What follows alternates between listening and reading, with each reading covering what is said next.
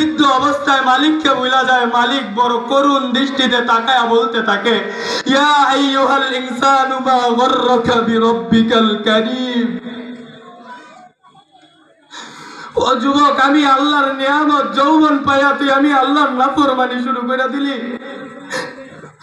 ও বৃদ্ধ, তুই দেখো না তোর দাড়ি বাইকা সাদা হয়ে গেছে, কবরের জিন্দেগিতে চইলা যাইতেছ, তোর একটা অঙ্গের মৃত্যু হয়ে গেছে, তুই কি দেখো না?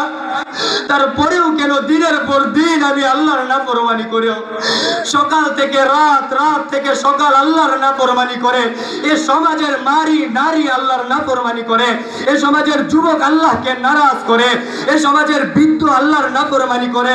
আল্লাহ সকালে সূর্য উঠায়া দেয়, সূর্য আলো দিতে থাকে, আল্লাহ বৃষ্টির দরকার, বৃষ্টি জমিনে ছাইরা দেয়, বান্দার যেন কষ্ট না হয়। আল্লাহ বান্দাকে কত বেশি ভালোবাসে একটু চিন্তা করেন। তারপরেও তো মানুষ আল্লাহর নাফরমানি করে। কাজে আপনাদের পায়ে হাত দিয়া বলি, জীবনে কোনোদিন নামাজ ছাড়েন না, আল্লাহকে নারাজ করেন না।